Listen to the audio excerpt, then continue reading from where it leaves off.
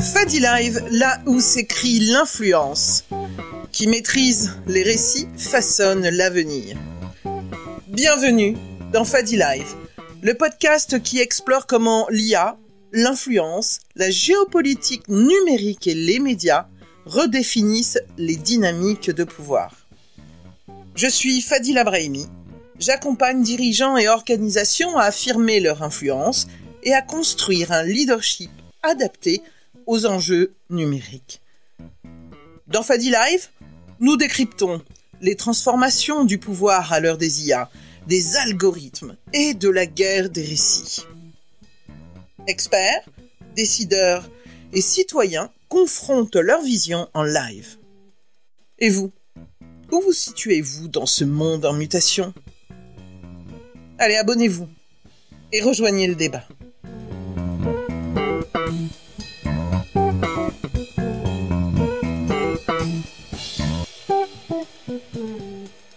Je vais vous présenter un petit peu le sujet et vous présenter aussi nos deux invités de ce soir et sur un sujet qui est quand même d'actualité et qui nous intéresse tous. On va plonger un peu dans un univers qui pourrait presque rivaliser avec un épisode de Black Mirror.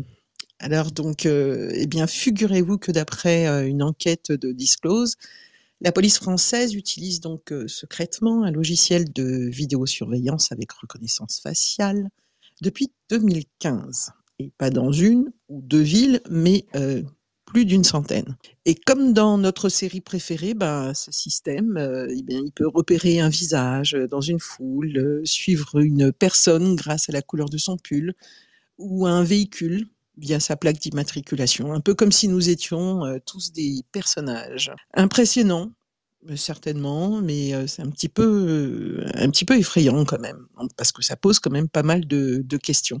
Et pourquoi ? Parce que la réalité, comme dans la réalité, il y a des zones d'ombre. Donc nous savons aujourd'hui que la vidéosurveillance, ça peut être rassurant. Tout le monde se dit finalement ça existe déjà, oui. Mais quand on ajoute à cela en fait la reconnaissance faciale, eh bien ça peut paraître génial sur le papier, mais ça soulève quand même pas mal de questions, notamment en frontière entre la sécurité, la protection de notre vie privée. Et puis, ce qui nous interpelle surtout, c'est que la technologie a été déployée depuis 2015, sans l'accord de la CNIL, sans le cadre, on va dire, légal, et nous venons donc de découvrir tout cela. Enfin, on vient de le découvrir. Fabrice va me dire qu'il n'a pas découvert cela parce que ça fait quelques années qu'il nous alerte sur le sujet. Non, mais de là avoir une investigation publiable, c'était pas encore là. D'accord. Et comme on a la chance d'avoir avec nous Clément Le Foll, qui est l'un des rédacteurs de cette enquête, eh bien, on va être, je pense, vraiment au cœur du sujet. On va pouvoir avoir des informations je dirais, sur l'actualité. Surtout qu'on a vu que votre enquête, Clément, est sortie le 14 novembre. Et puis, le ministre de l'Intérieur, Gérald Darmanin, a priori, s'est exprimé que le 20 novembre. On va dire qu'il y a eu un énorme silence. Et en ce moment, ça s'agite. Ouais. Le lancement de la news est absolument spectaculaire parce que c'est une chose de faire une belle enquête, mais encore faut-il lancer le truc. Et là, entre ça et l'Assemblée nationale, c'était juste alors, on va revoir un petit peu tout ça, parce qu'en plus, en ce moment, il y a des assos, syndicats qui se mobilisent. Il y a eu un rejet, on va dire, du côté de Nice, mais par contre, l'agglo de Deauville a été condamné. Mais tout de suite, on va, comme on a la chance d'avoir deux personnes qui s'y connaissent sur le sujet et qui vont nous donner, on va dire, toute leur expertise, je vais les présenter. Clément Le Foll, déjà. Rebonsoir. Bonsoir. Ouais. Bonsoir. Vous m'entendez bien ? T'entends parfaitement. Donc, tu es journaliste d'investigation. Alors, je peux pas tout lister parce que d'après ce que j'ai compris, tu produis dans une cinquantaine de médias comme Mediapart, Les Jours. Ouais, ça fait maintenant 6 ans que je fais ça à peu près. Du coup, ouais, j'ai travaillé pour énormément de titres différents. Maintenant, c'est un peu plus resserré au niveau des collaborations. Donc, c'est principalement Mediapart. Donc, je travaille aussi pour Disclose, je travaille pour Les Jours, je travaille pour un trimestriel en bande dessinée qui s'appelle la Revue Dessinée, pour lequel j'ai déjà fait des articles en lien avec les thématiques de surveillance, notamment une enquête en bande dessinée sur l'utilisation enfin comment la vidéosurveillance s'est démocratisée dans l'espace public depuis le milieu des années 90 jusqu'à aujourd'hui. Un autre sur la surveillance au travail et une autre enquête qui sortira en juillet 2024 pour les JO, pour justement expliquer un petit peu comment les JO servent un petit peu de laboratoire à certaines de ces technologies de sécurité, surveillance, Ouais, etc., d'ailleurs, quoi. si j'ai Bon. bien compris, tu as démarré aussi par le sport, hein. Un peu, hein. Ouais, tout Voilà. à fait. En fait, exactement. Ouais. Si je me suis intéressé, enfin, j'ai commencé à m'intéresser à des sujets en lien avec les libertés publiques, par le sport, parce que je m'intéressais aux supporters de football notamment et aux interdictions de déplacement qu'ils pouvaient subir, donc Mm, qui sont dans certains contextes assez liberticides et pas toujours très bien motivés par les préfectures. Et aussi, j'avais fait une enquête pour l'équipe Explore, qui sont les longs formats numériques de l'équipe, sur les interdictions administratives de stade, qui, il y a quelques années, avaient été repris en exemple pour la potentielle interdiction administrative qui devait être reprise dans le cadre de la loi dite anti-casseurs, entre mhm. guillemets, et qui avait été finalement censurée par le Conseil constitutionnel, il me semble. Et du coup, on avait publié une enquête avec Grégoire Fleureau, un journaliste de l'équipe, sur toutes les dérives que pouvaient avoir ces interdictions administratives de manifester, c'est-à-dire ces interdictions administratives de stade, pardon, c'est-à-dire des fois des supporters qui n'étaient même pas présents dans le stade, mais qui étaient interdits de stade, des pointages au commissariat plus de 50 fois par Ouais. an, étant donné que ça concerne tous les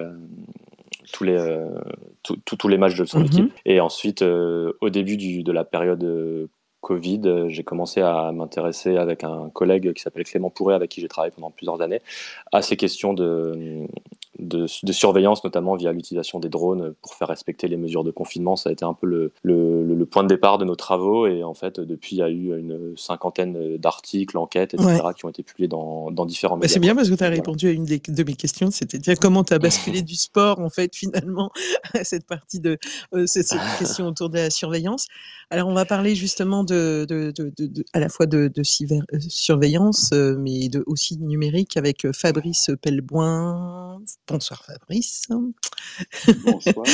Donc, toi, tu es un enseignant, j'ajoute expert en cyber et géopolitique, et que tu es membre Ouais. aussi du board aussi d'un média qui est Reflet.info.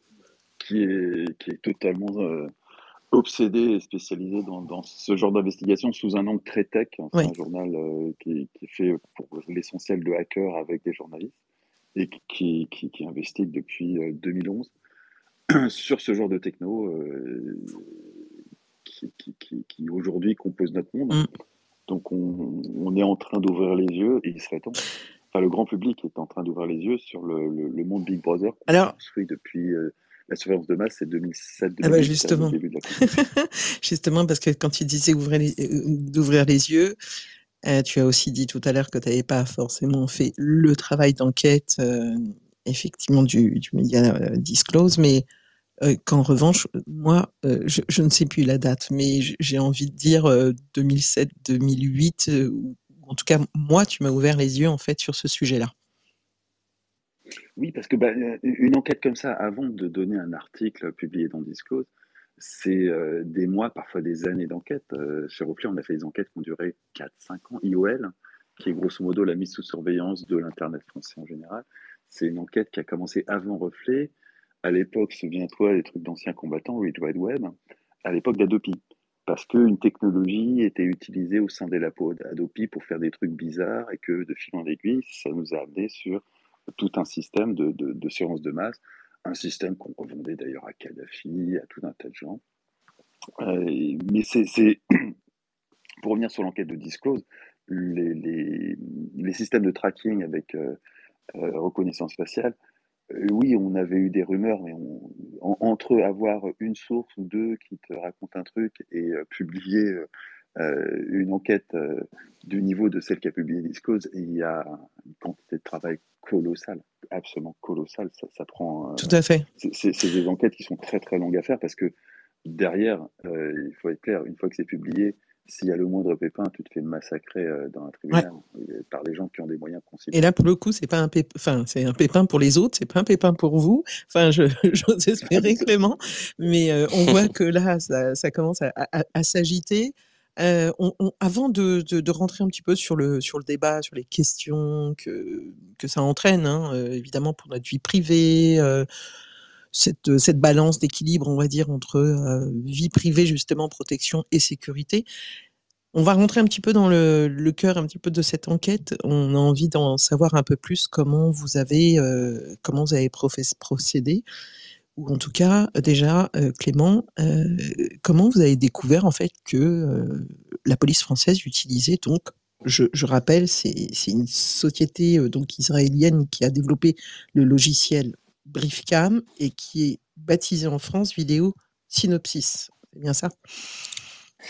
Ouais, exactement. C'est une société qui s'appelle Briefcam, donc une société israélienne qui développe des solutions qu'on appelle de vidéosurveillance algorithmique, donc pour schématiser, qui sont des logiciels qui couplés à des caméras de vidéosurveillance permettent tout un tas de choses, quoi, comme je sais pas, mais détecter des plaques d'immatriculation, couleur de véhicule, suivre des personnes sur un réseau de caméras selon leur tenue vestimentaire, s'ils portent des tatouages, s'ils portent une casquette, détecter ce qu'on appelle des mouvements de foule, des maraudages en fait. Hein, c'est aussi voilà, ça reste en fait tout ce qu'on appelle des comportements anormaux, ce qui est déjà en soi peut-être problématique, c'est-à-dire que la définition de comportement anormal est déjà, c'est déjà quelque chose qui est très difficile On rentre à déjà dans la définir. problématique des biais cognitifs, déjà. Bah ouais, qu'est-ce que vraiment un comportement anormal? C'est-à-dire que si on détecte, voilà, est-ce qu'une personne qui est immobile dans une gare, par exemple, est forcément une personne potentiellement dangereuse? Enfin, c'est vraiment une notion qui est floue et c'est aussi quelque chose qui est, qui est évoqué par les différentes associations et ONG qui militent contre ces technologies. C'est-à-dire que, en fait, on demande à une entreprise privée, Briefcam comme une autre, hein, parce que c'est pas la seule dans ce secteur-là, de définir qu'est-ce qu'est un comportement anormal et comment on doit nous se comporter dans l'espace public, ce qui est déjà potentiellement Ouais. problématique et ce qui est déjà un argument qu'évoquent notamment les militants, que ce soit la Quadrature du Net, Amnesty International, etc. Et qui est déjà un point qui peut être Alors, très problématique, quoi. comment vous avez, est-ce que vous avez le droit de nous dire comment vous avez découvert, comment vous avez procédé, parce que j'ai vu que vous étiez 3 Bien sûr, bien rédacteurs sûr. à signer, mais Tout à fait, tout à fait. C'est une enquête qui est coécrite par Mathias Destal, Geoffrey Livolzi et moi-même. Et du coup, je pourrais pas rentrer bien dans les sûr, détails sur ce point-là, bien mais sur sûr. le point qui est que le point de départ est un échange, des échanges qui sont en interne entre plusieurs gradés fonctionnaires de différents services de police, Mhm. et dans lequel, au cours des échanges, on apprend que le logiciel Briefcam est utilisé par plusieurs services de police, mais également que celui-ci n'a pas été déclaré à la CNIL. Et ça, C'est c'est ça. quelque chose qui est écrit noir sur blanc et qui est vraiment le point problématique. C'est-à-dire que ça, c'est la loi informatique et liberté qui le dit. C'est un de ces articles, je sais plus c'est le combien, je crois que c'est l'article 90, qui évoque le fait que, en cas si un traitement est susceptible d'engendrer un risque élevé pour les droits et les libertés des personnes physiques, notamment. Le responsable des traitements est obligé de faire ce qu'on appelle une analyse d'impact relative à la protection des données, et quand c'est l'État qui le fait, il est dans l'obligation d'adresser cette AIPD, comme on parle, c'est l'acronyme, C'est-à-dire, à la CNIL, quoi. parce que Donc on peut voilà. rappeler que sur la partie, et je te laisse Fabrice me reprendre si je fais une erreur, je commets une erreur, mais le gouvernement en amont, on va dire, des JO, a réussi en fait à faire passer en fait un vote pour Non, qu'il y ait non, la non, ils ont vidéosurveillance. foiré. Non, non, même pas, ils ont foiré le truc. Ah bon? Ils ont tenté de te glisser discrètement un petit amendement pour faire en sorte que tout ça soit légal et que, grosso modo, l'enquête de Clément soit, ah mon Dieu, heureusement qu'on a voté l'amendement avant-hier parce que ça serait illégal. Et ils ont foiré l'amendement. Donc, ils ont foiré le passage à je te légalise ça, ni vu ni connu. Et Ah non, c'est ce ils ont que mis ça. en test jusqu'à 2025. Non, C'est, non, c'est- c'est pas passé. Ah bon? C'est ça qui est. Là, il y a un cadre d'expérimentation qui est fixé pour la vidéosurveillance C'est ça. intelligente, du coup, vidéosurveillance algorithmique, qui est l'article 10 de la loi Jeux Olympiques Mais, qui a mais, mais été. qui touche pas la faciale. Non, qui touche Oui, absolument c'est pas le ça, c'est pour recofacial, ça tout à que fait. C'est je pour ça parlais que de là, la ils sont vidéo. tous en train de dire. Oui, C'est là où mais je voulais en venir. ils sont tous en train de dire non, non, mais on n'a jamais activé le module de reconnaissance faciale, tout va bien. Tout à Parce fait. qu'effectivement, même aujourd'hui, ça serait illégal. Et la Voilà, loi, elle la était prête, la précision que je voiture est voulais encore donner, prête. c'est que la vidéosurveillance en test jusqu'à 2025, notamment, particulièrement, c'était, enfin, l'argument, c'était pour les JO, Pour les Jeux, tout à fait. mais ne comprenait pas, en fait, la reconnaissance faciale qui, Ou plus Non, exactement, non, l'amendement qui concernait la rocofaciale a été shooté. Et tout du à fait. coup, ils n'ont pas pu légaliser cette partie-là. Donc, ils ont que ce qu'ils appellent intelligente ou algorithmique, mais qui grosso modo Mm. correspond à la partie du logiciel qui fait le maraudage, qui t'identifie le Tout à fait. maraudage.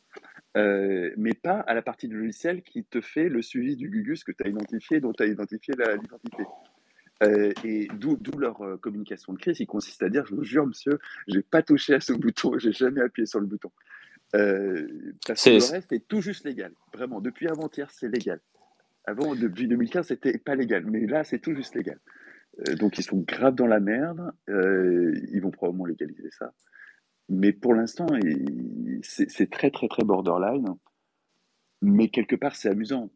C'est très amusant de voir Darmanin jurer de ses grands dieux devant l'Assemblée nationale que non, non, la reconnaissance faciale est liée au posé, alors qu'il sait très très bien que ces trucs sont en utilisation, parce que c'est pas utilisé à titre expérimental, hein. C'est vraiment, ça commence à être relativement courant comme utilisation.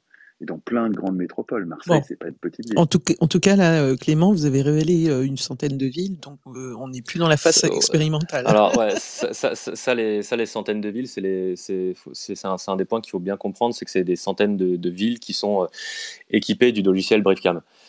Donc le logiciel de vidéosurveillance algorithmique, comme l'a dit Fabrice, ce qui est déjà problématique, c'est qu'en soi, c'est un logiciel qui en quelques clics permet d'activer la reconnaissance faciale. Donc après, évidemment, C'est tentant. les services de police vont vous jurer qu'ils ne l'utilisent pas. Est-ce que c'est vraiment le cas? Ben, rien ne nous permet de nous, en Si, tant que si, il y a citoyens, des, il y a des logs, mais on n'aura pas accès aux logs. Mais il y a des logs. voilà. Alors, Et ce qui Mais est top, c'est que vous avez mis la notice du soft en téléchargement, ce qui est vraiment cool. Euh, et c'est pas mal, c'est pas si fantastique que. Enfin, moi, j'imaginais des trucs encore plus chiadés. L'interface utilisateur est pas fantastique, mais quand même, ça permet de faire des choses assez sympas. Et il doit y avoir facilement une douzaine de concurrents de ce type qui commercialisent leurs solutions aux quatre coins de la planète. ah oui, tout à fait.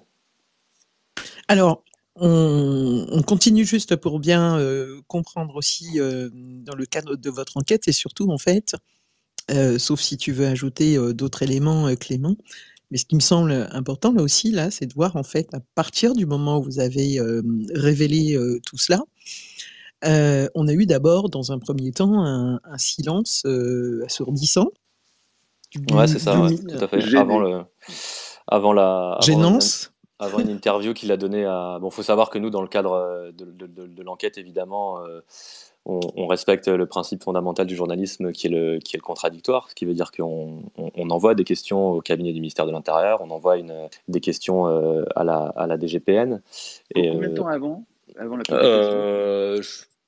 4 jours dans mes souvenirs, on les a envoyés le vendredi 4 jours, matin et on a d'accord. publié le mercredi, je crois. Enfin voilà, on avait une réponse du côté des GPN qui nous disait que ça allait être potentiellement compliqué de nous répondre dans les délais. Finalement, on n'a pas eu de réponse. Et Tu m'étonnes. côté ministère de l'Intérieur, malgré des relances, on n'a pas eu de réponse du tout, quoi. Pas d'échange. Vous êtes arrivé dans la boîte à spam. Ouais, voilà, on peut dire ça comme ça. Et du coup, à partir de là, bah, il y a la CNIL qui réagit le lendemain, si mes souvenirs sont bons, et Gérald Darmanin qui réagit 3 ou 4 jours après dans le cadre d'une interview qu'il donne à Ouest France, où il dit qu'il va lancer une enquête administrative. Donc voilà, pour le moment, on n'en sait pas plus que ça, mais voilà les réactions qu'on a eues. Mais oui, nous, on aurait évidemment voulu avoir le point de vue du ministère de l'Intérieur et une réponse, mais malgré nos demandes, on n'en a pas eu, quoi. Voilà.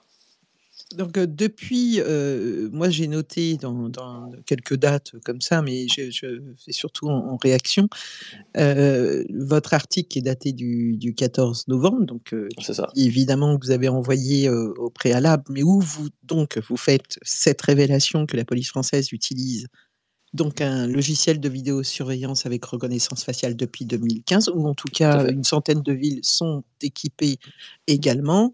On a eu donc vraisemblablement Gérard Darmanin, je crois que la seule fois où il s'est prononcé, la première fois, c'est sur comment dire, sur le plateau de. Ah bah ça y est, j'ai déjà Je me demande oublié. si c'est pas France 5 aussi dont il en a C'est parlé. France Enfin, 5, hein, c'est ça, ouais, il me semble. le Ouais, 20, lundi 20, c'est ça, ouais, tout à fait. où il dit qu'il va diligenter une enquête administrative Bah oui. indépendante. Et puis, derrière, on a la CNIL aussi, parce que la Ouais, tout à fait. CNIL, finalement, qui n'a jamais été sollicitée, qui n'était pas au courant, bah, aujourd'hui, en réaction, elle a annoncé, en fait, le déclenchement également d'une procédure de contrôle. Ouais, tout à fait, exactement. Et voilà. Et La CNIL pour le. la CNIL qu'on a également interrogée dans le cadre de l'enquête, hein, mais Oui, oui. qui nous a donné des réponses plutôt embarrassées et très succinctes, quoi, pour résumer. Alors Voilà. justement, peut-être que tu peux nous ajouter un élément, Fabrice, c'est en quoi la CNIL, justement, aujourd'hui, parce qu'on a parlé effectivement qu'il y a un cadre légal, la CNIL doit pouvoir être Écoute, normalement, la CNIL, elle est elle embarrassée doit parce que surveiller. des gens comme moi, enfin, c'est pas que j'étais au courant d'histoire, mais j'avais entendu parler de trucs à plusieurs reprises. J'avais entendu parler typiquement du poste de travail dédié. Euh, mais toi, c'est rien par rapport à faire une enquête, hein, j'insiste. C'est juste, voilà, tu as des sources qui te racontent des trucs parce qu'elles savent que tu t'intéresses à ce sujet. Donc si moi j'en avais entendu parler, je pense que la CNIL, elle en avait entendu parler. On est dans le cadre, c'est pas un secret de polichinelle non plus, mais c'est évident qu'à la CNIL, ils en avaient eu vent et que pour l'instant, ils se serraient les fesses. Et c'est pas la première fois. La surveillance de masse a été légalisée en 2017. Les chantiers ont commencé en 2009. Nous, on a publié les premiers articles en 2011. Et jusqu'en 2015, on a publié des articles là-dessus. Voilà, on n'est pas dans le domaine de la France société de surveillance, on n'est pas du tout dans un état de droit. Bah, On a quitté alors, l'état de droit à l'époque de Cazeneuve, donc ça date, hein. Et même de Sarkozy, si on intègre le Deep Packet Inspection, depuis Sarkozy, ministre de l'Intérieur, on a quitté l'état de droit pour la construction de cette partie de la France.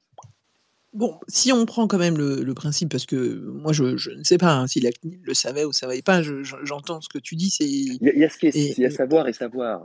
On voilà. entend parler, c'est pas savoir, on entend parler.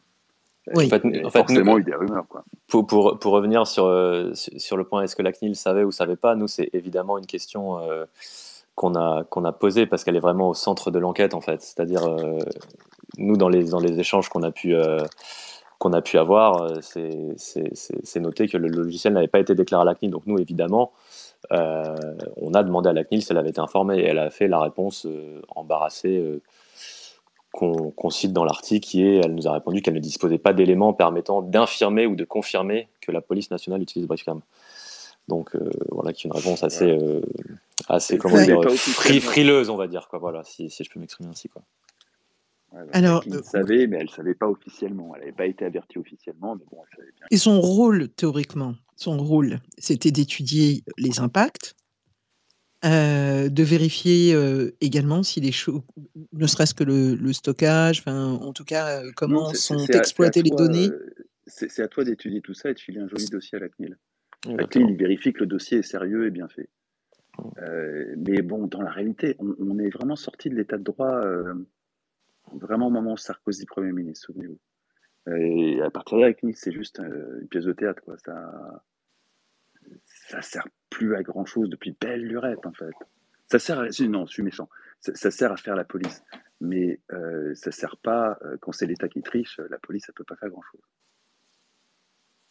Alors, est-ce qu'on peut voir un petit peu justement quels sont les risques qui sont associés à cette utilisation? J'ai une petite anecdote, hein, moi, en sachant que je lançais ce space lors d'un dîner avec des amis, je leur ai parlé assez brièvement de cela. Et Alors quand ils ont entendu parler de vidéo surveillance, ils m'ont dit: «Oui, enfin, on le sait», et ça avait l'air même d'être rassurant, et évidemment la vidéosurveillance, on se dit pour des affaires extrêmement complexes, ça peut aider, et j'ai l'impression même que la société aujourd'hui, elle est, complètement, peut-être Totalement préparée en faux, fait à cela. D'accord? totalement. Mais à un point, Par il y a eu contre pas mal de sondages, et clairement, les gens sont en veulent. Ouais. Par contre, je suis pas certaine en fait que l'association justement avec cette, le comment dire? La fonctionnalité de reconnaissance faciale, donc soit en fait réellement prise en compte. Est-ce que quels sont enfin, on va dire peut-être, Clément déjà, quels sont les risques que vous avez soulevés en fait par rapport à ça? Moi je Bah, parle de vie privée. déjà, oui, c'est pas une question de risque, c'est déjà techniquement la reconnaissance faciale en France, c'est illégal. Point final. Je veux dire, il y a eu une expérimentation de tests de reconnaissance faciale en temps réel dans l'espace public. C'était lors du carnaval de Nice en 2019, où ça avait été autorisé pour le coup, mais ça avait été fait sur des volontaires. C'est le seul cas où la reconnaissance faciale a été autorisée en France. Et bon, les résultats qu'on a eu n'étaient pas forcément très probants. Et je pense que c'est là aussi où il y a beaucoup de fantasmes qui tournent autour de la reconnaissance faciale, mais il faut aussi savoir que c'est une technologie qui n'est pas forcément mature, quoi. Enfin, qui n'est pas mature. Vous Oui, regardez, vous avez énormément de cas aux États-Unis, notamment il y a des biais raciaux, c'est-à-dire que des personnes afro-américaines aux États-Unis ont été identifiées par la reconnaissance faciale comme ayant commis des crimes, etc. C'était pas eux. Moi, j'ai fait une série d'articles pour Mediapart qui visait à montrer l'impact que peut avoir la reconnaissance faciale sur la vie des gens. Ben, un des exemples d'un des articles, c'était un homme argentin qui sortait de son boulot, qui allait, je ne sais plus où dans la ville de Buenos Aires pour une formalité personnelle, et en fait, il monte dans le métro, donc les couloirs de métro de Buenos Aires à l'époque étaient équipés de reconnaissance faciale, et on l'accuse d'un braquage alors que c'était juste un faux positif et que ce n'est pas lui. Donc à partir du moment-là, vous pouvez voir typiquement les impacts que ça peut déjà avoir s'il y a des problèmes technologiques, et ça s'est avéré que la technologie n'est pas mature. Un autre exemple, je crois que c'est finale de Ligue des Champions 2017 à Cardiff, test de reconnaissance faciale. Le retour, c'est qu'il y a eu, je sais pas, 70, 72 faux positifs, pour cent, pardon. Enfin, j'ai plus les chiffres exacts, j'ai pas l'article sous les yeux, mais voilà, un taux de positif assez fort. Et aussi, je veux dire, accepter la reconnaissance faciale dans l'espace public, c'est aussi abandonner une part de sa vie privée. Je sais pas, est-ce que demain, si vous êtes filmé par des caméras équipées de reconnaissance faciale, est-ce que vous irez manifester en sachant qu'on sait que vous manifestez à un instant T? Enfin, En voilà, c'est tout. sachant que de toute façon, on a déjà chopé votre Oui, GSM et c'est voilà, déjà enregistré depuis belle lurette. exactement. On sait que vous manifestez. Oui, non, C'est- mais je veux dire, c'est quand même une technologie Oui, oui, oui. qui est très intrusive. Voilà. Extrêmement intrusif. C'est une technologie qui change le rapport du citoyen à l'espace public. C'est pas Enfin, je sais rien. pas, moi Ça va typiquement, avoir des. un autre exemple, hein, c'est peut-être, je veux dire, c'est peut-être, comment dire, c'est peut-être hypothétique, mais imaginons, moi je suis journaliste, demain il y a une caméra de reconnaissance faciale qui connaît mon visage, j'aurais peut-être pas la même, je vais rencontrer une source anonymement, enfin voilà, qu'est-ce qui me dit qu'on me suit pas, enfin Ah, voilà, mais c'est, ça, de toute façon, la protection des sources pour un journaliste, c'est un problème technique très compliqué aujourd'hui. voilà, tout à fait. Et Ariel, qui est dans le public, peut témoigner que de toute façon, ça n'est plus qu'un problème technique parce que là aussi, Ouais, on bien est sûr, sorti de l'état de droit, c'est fini. tout à fait, ouais. C'est totalement fini.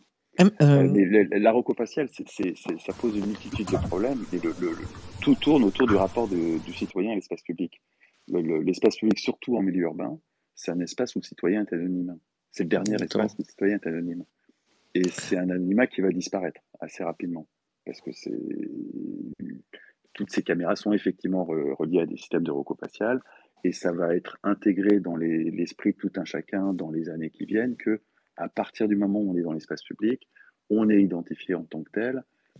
Et ça marche beaucoup mieux que les tests qui montrent des tonnes de faux positifs, hein. Il suffit de croiser avec la géologue des GSM et à partir de là, tu fais la recofaciale sur potentiellement une centaine de cibles qui sont sur la même antenne GSM et là, c'est très très fiable.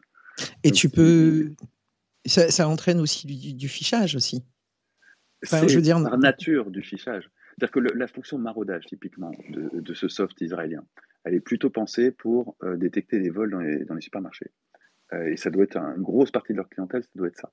Ça va te permettre à des vigiles dans des supermarchés d'identifier immédiatement des gens qui ont des comportements suspects dans les allées d'un immense carrefour où il faudrait 70 vigiles et que là, ils sont que deux.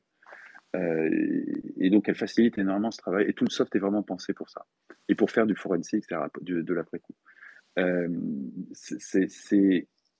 c'est d'usage extrêmement courant dans plein de pays, pas trop en France, mais ça va déferler, parce qu'il y a un besoin, parce qu'il y a de plus en plus de vols, parce que et ça va radicalement changer la façon dont tu vas te balader dans la rue demain. Parce que tu ne seras plus anonyme dans la rue. Alors que aujourd'hui, tu te penses anonyme, tu l'es encore un peu, et depuis 4 ou 5, voire 6 générations, l'espace urbain anonyme est le mode de vie principal des Français. Avant, c'était la paysannerie, donc c'était autre chose. Dans les villages, il n'y avait pas d'anonymat non plus. Quand tu te déplaçais dans le village, tout le monde savait qui tu étais et tout le monde savait où tu te déplaçais. Et ben, cette espèce de relation à l'espace public qu'avait le paysan du 19e siècle dans son village, où quand il se déplaçait, tout le monde savait qui il était, tout le monde le voyait se déplacer, ça va être notre relation à l'autorité dans les villes de demain. Et c'est déjà la relation à l'autorité dans tout un tas de villes intelligentes, si tu vas au Moyen-Orient, ou dans pas mal de villes en Amérique du Sud, et évidemment en Chine. Les fameuses villes intelligentes, c'est ça. C'est des villes qui voient les citoyens se déplacer. Pour le meilleur ou pour le pire. Après, ça dépend du régime politique que tu mets dessus. Ok. Alors, je rappelle juste un petit point, parce qu'il y a des personnes qui nous ont rejoints en cours, que nous parlons aujourd'hui en fait de la révélation faite par le média Disclose, dont l'un des rédacteurs, Clément Le Foll, est présent aujourd'hui, qui nous ont révélé donc que la police nationale utilise donc illégalement un logiciel israélien de reconnaissance faciale depuis 2015, et nous avons avec nous aussi Fabrice, qui est enseignant expert en cyber et géopolitique. José nous a rejoint. Alors José, j'ai entendu un peu de bruit de fond autour de vous. J'espère que vous êtes maintenant installé dans un endroit calme, parce que vous aviez une question à poser à Clément, il me semble. Bonsoir Fatima, je suis désolé, c'est la première fois que je vais essayer dans un space sur mon ordi, sur mon Linux, mon mobile. Donc, Alors, un petit instant, José. Oui. José. En fait, on vous entend. C'est très très fort et c'est sourd. Le gain de ton micro de façon spectaculaire. Le gain de ton micro est beaucoup. Sinon, j'ai lu la question. Si c'est la même question que celle qui est posée dans le chat. On va. Sinon, je peux poser la question. C'est pensez-vous que l'État pourrait, comme pour Ariane Lavrieux, qui est d'ailleurs présente en écoute ce soir, on la remercie, est-ce que vous pourriez être inquiété pour connaître un petit peu les sources de votre enquête, puisque c'est ce que a subi Ariane? C'est une bonne question. Après, je pourrais pas vraiment y répondre parce que je ne suis pas l'État, quoi. Mais c'est vrai que ce qui est arrivé à Ariane est très très inquiétant, quoi. Il y a encore un autre article de Libération, je crois, qui est sorti il y a pas longtemps sur l'espionnage de journalistes. Donc ouais, c'est inquiétant. Après, répondre à la question, est-ce que l'État pourrait, je ne suis pas l'État, mais il a montré par le passé qu'il l'a déjà fait. Il l'a montré très récemment. C'est récent, on peut rappeler rapidement, parce qu'Ariane est en audience là. Ariane s'est retrouvée en garde à vue dans les services de renseignement parce qu'il voulait avoir les sources du trafic d'armes de notre bon ami l'État avec le Moyen-Orient et l'Égypte. Suite à une enquête qu'elle a réalisée. Suite à une enquête qu'elle a publiée dans le cadre de sa mission, on va dire, de journaliste. Et plus important, j'ai envie de dire, parce que ça se voit et ça fait du bruit, plus important, elle a été mise sous surveillance. Et ça, théoriquement, on n'est pas censé avoir le droit de surveiller les journalistes et les élus. Si on respecte la loi, évidemment. Mais il semblerait que là encore, on n'est pas trop respecté. est-ce qu'on m'entend mieux ? Il semblerait vraiment qu'on est dans un domaine de l'État où on est totalement sorti de l'État de droit. Et à mon sens, c'est les enseignements les plus importants, aussi bien de ton enquête, Clément, que celle d'Ariane. c'est que ça montre très clairement qu'on est sorti de l'état de droit. Pas partout, hein, mais que là, on touche à un morceau de l'État, on est complètement sorti de l'état de droit. La loi ne sert absolument plus à rien. Fabrice, est-ce qu'on m'entend mieux? Et on peut. Ouais, c'est Bon, déjà mieux. Ton micro je est suis pourri, mais désolé, c'est une première sur cette configuration. D'abord, merci pour la question. J'avais une deuxième question. Si moi, en tant qu'individu, maintenant, je suis l'objet d'une surveillance par caméra, quels sont les textes, quels sont les outils à mon service pour pouvoir me défendre si, à un moment ou à un autre, l'État vient me chercher des noises, entre guillemets, alors que j'ai absolument rien fait d'illégal? Alors en fait, bah, si t'as rien fait d'illégal, pourquoi veux-tu que l'État vienne te chercher des noises?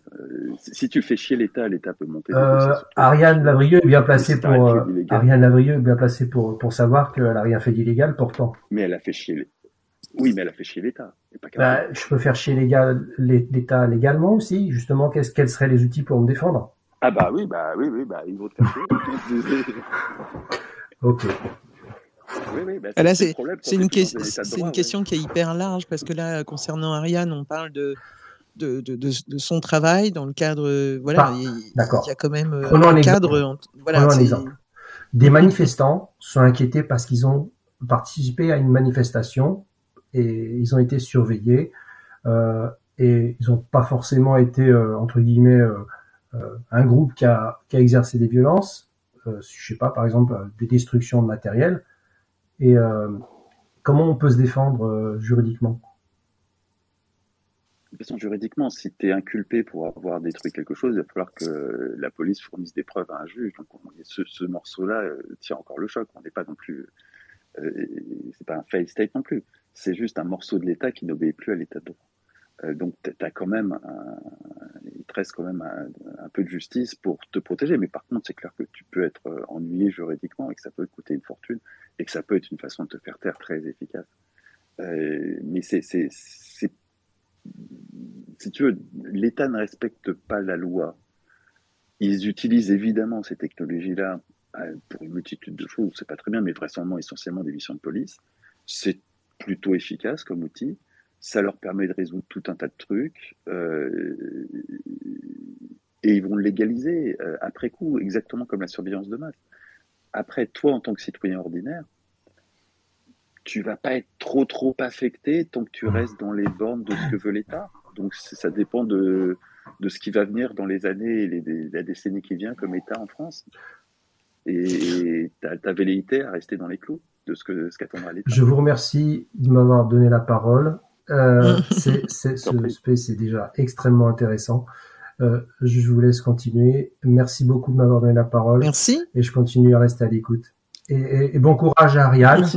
Moi, en tant que supporter de Julian Assange, je voudrais simplement aussi avoir une pensée pour Julian Assange, qui est actuellement encore en prison à Belmarsh, et qui mériterait d'être au moins de nationalité française, parce qu'il a travaillé en France pendant un certain temps, et surtout d'être protégé parce que c'est un grand journaliste, de mon point de vue, presque de la trempe d'Ariane.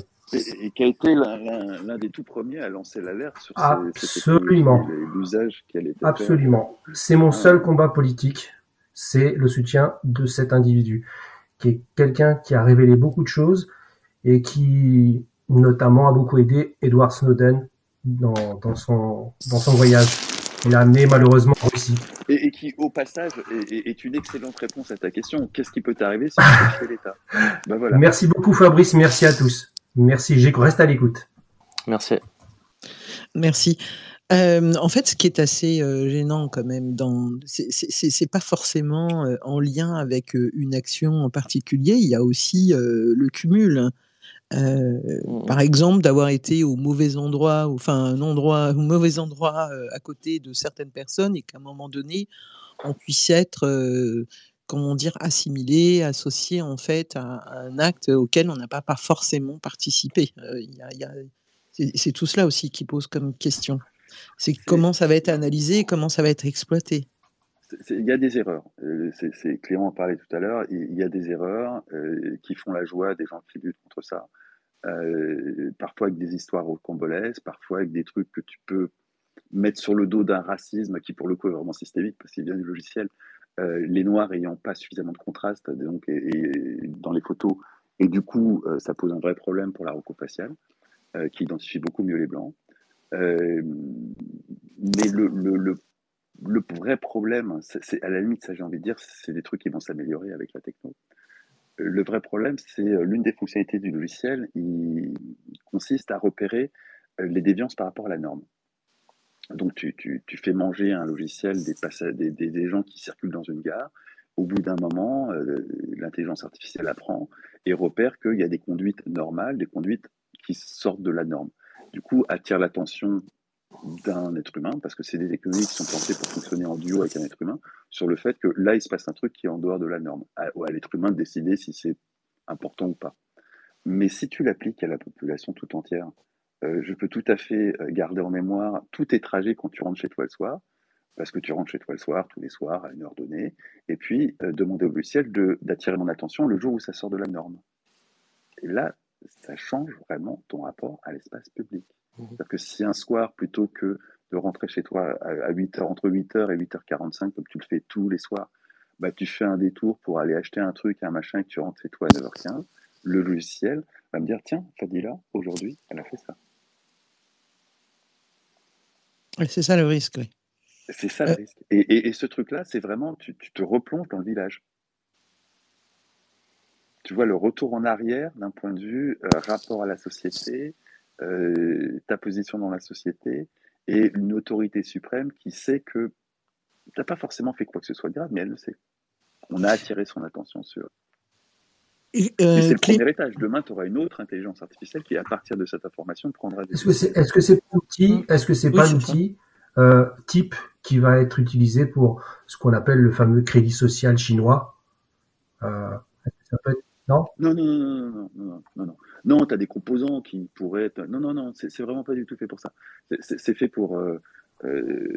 C'est dans la lignée d'un projet européen qui s'appelle INDECT, qui date de mémoire de 2007-2006, qui a été un projet financé sur une douzaine d'universités américaines, européennes, qui consistait à relier tous les flux de caméras vidéosurveillance, de les interconnecter et à partir de là, de les donner à manger à des algorithmes qui allaient anticiper des choses. D'accord.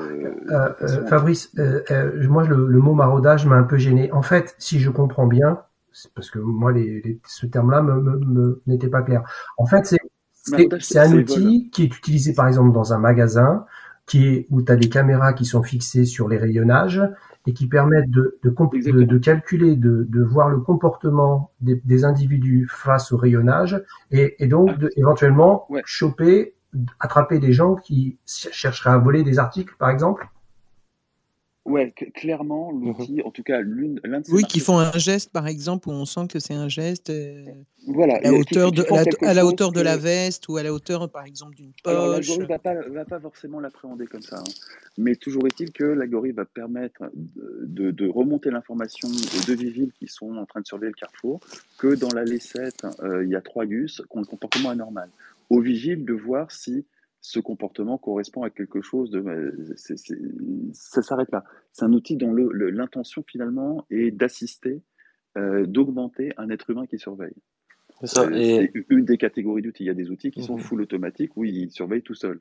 Et ça, c'est vraiment un outil qui fonctionne en duo avec des êtres humains. Alors, Clément, dans votre enquête, qu'est-ce que vous avez relevé en fait aujourd'hui comme on va dire, d'utilisation par la police? Parce que c'est pas une utilisation, on va dire, réalisée dans le cadre, par exemple, d'une enquête au besoin, c'est ça, nous, dans une situation, voilà. C'est ça, nous on a des informations comme quoi c'était pas uniquement utilisé dans le cadre des enquêteurs, ils peuvent s'appuyer sur le traitement des antécédents judiciaires, mais que c'était utilisé de manière un petit peu à tout va, quoi, donc en dehors de la procédure légale. Et là, ce que je trouve intéressant sur ce qui a été dit, et notamment sur le concept de norme, c'est que, encore une fois, et moi j'y tiens, c'est-à-dire que déjà, qu'est-ce qu'est la norme en fait? Qu'est-ce qui définit un comportement comme étant anormal? Et le vrai problème au-delà de ça, c'est-à-dire, c'est qu'on demande à des entreprises privées de définir qu'est-ce qu'elle est cette norme en fait. Donc, C'est important de comprendre ça d'un point de vue algorithmique. Hein. Je veux dire, voilà, c'est ça. C'est-à-dire que déjà, qu'est-ce qu'une norme en fait? Qu'est-ce qui fait que demain, vous vous baladez dans l'espace public, votre comportement il est identifié comme suspect? Déjà. Parce qu'il va être identifié comme déviant par rapport à la norme des millions de personnes que le truc a observé. Tu vas pas te déplacer comme les autres. Et donc à partir de là, je vais remonter une alerte en disant tiens, il y a un truc qui est pas comme d'habitude, où il y a une occupation de l'espace. Il y a toute une partie dans la notice où tu as une façon de repérer l'occupation de l'espace public avec des utilisations normales et anormales. C'est juste de l'observation. Au bout d'un moment, il a repéré que les voitures passaient là et ne se stationnaient pas là, et que s'il y a une voiture qui se stationne là pendant 2 heures, c'est complètement anormal dans cette zone-là, à force d'observation. Et du coup, effectivement, ça conduit à considérer l'être humain comme une espèce comme des moutons qui se déplacent, avec de temps en temps, il y en a un qui fait chier, il faut envoyer le chien. C'est vraiment ce rapport à la population qui est sous-tendu par la vision de ces logiciels. Bien sûr. Et un autre point que je pense qui est fondamental à comprendre et que moi je trouve très intéressant et qui est en lien avec l'article et avec l'utilisation du logiciel de Briefcam, donc qui est un logiciel de vidéosurveillance algorithmique mais qui permet aussi la reconnaissance faciale, c'est qu'il faut déjà comprendre une chose. On peut déjà enlever la reconnaissance faciale, enlever la vidéosurveillance algorithmique. Déjà, si vous parlez de vidéosurveillance, il n'y a aucune enquête indépendante qui montre en quoi c'est utile. Déjà, factuellement. Il faut être honnête là. Il n'y a aucune enquête qui a pu dire monsieur le juge, on a utilisé le logiciel Briefcam et c'est comme ça qu'on a pisté le mec et qu'on l'a remonté. Oui, tout à fait. Donc pour l'instant, il faut être honnête, on ne sait pas très bien. Ah non, mais on ne sait absolument. Enfin, ce que je veux dire, comme officiellement on l'utilisait pas ce genre de gadget, la façon de mesurer l'efficacité consistait à voir si tu avais une baisse de la délinquance quand tu t'installais une caméra de vidéo. Et en fait, elle se déplace, la délinquance. Elle n'est pas conne. Soit elle défonce ta caméra, soit elle se déplace. Donc, effectivement, ça n'avait absolument aucun impact. Mais ça, c'est une façon de mesurer le truc. Si on s'aperçoit demain qu'ils font des milliers d'investigations où, effectivement, ils pistent le mec avec le pull rouge jusqu'au moment où, après 17 passages devant 17 caméras, le couillon, il passe devant une caméra HD, paf, ils utilisent la rocofaciale et ils ont 6 pistes, et à partir de là, ils démêlent l'enquête. Ça, toute cette partie-là, ils ne vont pas l'expliquer au juge parce que c'est totalement illégal. Mais ça se trouve, c'est très efficace. Il ne faut pas exclure cette possibilité. Parce que c'est très, très utilisé. Et autant, je veux bien qu'on puisse investir des fortunes dans des logiciels à la con qui ne servent pas à grand-chose, autant ils ont quand même un très, très gros marché, Briefcam. Donc, qu'ils aient autant de crétins qui achètent des choses totalement inutiles, j'ai quand même des doutes. Non, mais Fabrice, il va y avoir un phénomène aussi, parce que les gens, il y a le fameux comportement du panoptique. Les gens vont se sentir surveillés tout le temps, même chez eux, ils vont... ça va être un truc de fou. Les gens, justement, vont s'auto... Ah, ça va développer des... déjà en ce moment, c'est déjà le cas, mais alors, en ayant la sensation d'avoir toujours une caméra derrière son dos... Alors, faut expliquer ce que c'est que l'effet panopticon de Foucault. L'architecture des geôles est conçue, pas toutes, mais celle de Foucault est conçue de façon à ce que quelques gardiens puissent surveiller toutes les cellules, et à tout moment, quand tu es prisonnier, tu sais que tu peux être surveillé. Tu sais pas si tu es surveillé, mais tu sais que tu peux l'être. Et à partir de là, je vais vous laisser lire Foucault. Mais toujours est-il qu'on va assez rapidement se retrouver dans ce genre de société, le temps que soit cette enquête qui a été quand même lancée d'un point de vue médiatique de façon spectaculaire, soit une autre qui révélera encore d'autres trucs, vont faire en sorte que tout le monde dans la rue sera assez convaincu que la caméra du coin de la rue le surveille. Là, on va vraiment, vraiment changer de société. Et le rapport au pouvoir va être très, très, très affecté. Et comme il est déjà tendu. Le commun des mortels va s'autocensurer comme les journalistes s'autocensurent déjà de base. Déjà, ça va être un phénomène intériorisé, l'autocensure. Tu sors dans la rue avec tes enfants, Mais tu vas avoir des effets de bord, donc c'est pas pour autant que dans des pays comme dans des pays européens, c'est pas garanti que ça t'apporte une stabilité sociale, hein, parce que c'est pas la Chine. C'est en Chine, ouais, tu risques gros si tu te fais griller, donc tu te tiens à carreau. Mais en France, c'est pas vraiment le cas. Fabrice, c'est aussi un truc. Regarde, au Japon, les gens sont extrêmement disciplinés. Il y a une manière de se comporter qui est vraiment. Mais au Japon, tu voles une pomme, tu Voilà, fais mais 6 mois de regarde à queue. côté de ça, tu vas à Londres ou au Royaume-Uni, c'est le pays européen où il y a le plus de caméras, et pourtant le comportement n'est absolument pas le même qu'un Japonais. Et là, Bien sûr, mais tu fais pas 6 mois de tôle quand tu voles une pomme. oui, c'est clair. La différence avec le Japon, elle est là. Elle est pas dans les... Parce qu'ils en ont aussi des caméras. Mais la différence avec le Japon, elle n'est pas sur la densité de caméras au mètre carré. Elle est sur le fait, enfin, vous avez tous vu Carlos Ghosn au Japon, quoi. Ça rigole Mm. pas du Ouais, tout, la ouais, justice là-bas. Et c'est Alors, sans pitié. Tu te fais euh, gauler avec une barrette de shit, tu vas en tôle. je ne sais pas si Clément souhaitait réagir. J'ai perdu tout à l'heure un intervenant, Églantine. Églantine, s'il y a eu une mauvaise manip, c'était pas volontaire. Donc voilà. Euh, moi j'ai quand même, j'ai quand même une phrase qui m'a quand même interpellée et on va ensuite passer la parole à Lose un Max, d'accord. C'est la phrase quand même de Darmanin, parce que ce qui est quand même fou, c'est que effectivement le cadre légal n'a pas été respecté, mais il y a aussi un problème, pardonnez-moi, mais aussi de transparence. Ça va faire rire Fabrice. Ok, mais Tu te foutages de gueule, quand quoi. Darmanin nous dit dans C'est à vous, non, à ma connaissance, nous n'utilisons pas la reconnaissance faciale. Donc, bon, ok, peut-être à ce niveau-là, il a un petit peu raison. Et que quelques semaines auparavant, ou quelques mois auparavant, dans une audition parlementaire, il avait affirmé qu'il était contre la reconnaissance faciale. Et en plus, voilà, c'est ça. Donc, bon, c'est un peu dissonant tout cela. Compte officiel de la loose, Tim Parieur. Bonsoir. Bonsoir. Bonsoir tout le monde. Bienvenue. Non, juste pour dire que Monsieur Darmanin n'a aucun pouvoir de reconnaissance faciale déjà, en termes de technologie. C'est-à-dire, il n'a aucun pouvoir de reconnaissance Il faciale. a, si on prend au point de vue de l'État, il a même pas la connaissance technologique. Oh ben, on lui demande pas d'avoir la connaissance Monsieur technologique. Darmanin a Bah, son besoin, ministère est... Monsieur En Monsieur l'occurrence, Darmanin a Sylvia, besoin de prendre des cours de droit, parce que même lui, en tant que ministre de l'Intérieur, il ne connaît pas le droit, parce que lui, il a déjà expliqué qu'il était illégal de participer à une manifestation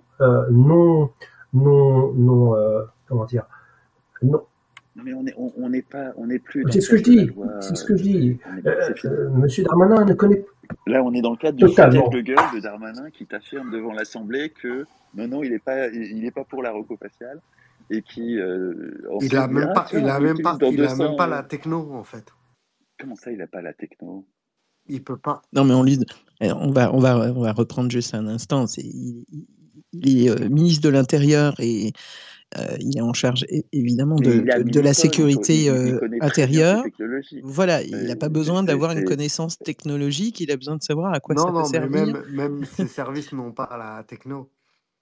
Mais bien sûr que Mais si. bien sûr que si, c'est La le preuve, c'est but qu'ils c'est le l'utilisent. but du live un peu là, hein. Bah Ils justement, ils ont l'utilisent dans, pas, de- dans, ils dans ont, une centaine de commissariats. Mais si, ils ont la techno, c'est ce qu'on est en Bien train sûr qu'ils ont la mais techno. d'énoncer. justement, Ils vous vous l'utilisent trompez. depuis 8 ans. Et, un petit instant, est-ce que vous avez lu l'article que je vais d'ailleurs épingler Non, Est-ce que là, vous avez on lu parle l'article? on parle de technologie aujourd'hui en France. Oui, et bien on est en train de justement de parler de cela là, hein. Bah, C'est l'objectif. ils ont pas la techno pour être Ils ont sûr. la techno. Non, ils l'ont pas. Bon, On est parmi j'allais dire, l'un des plus grands marchands d'armes cyber. Non. Oui, Mais oui, on n'est pas des sûrement en bleus. termes de On marchand n'est pas d'armes, des mais bleus. là, on parle de reconnaissance faciale. Mais c'est ça l'armement électronique, mon ami. Bah, mon C'est ami, ça. la France ne l'a pas, hein. Moi aussi, mon ami. Moi aussi. On n'est pas les plus Mais mauvais. non, On mais n'est pas les justement, meilleurs, mais on n'est c'est, pas les plus mauvais.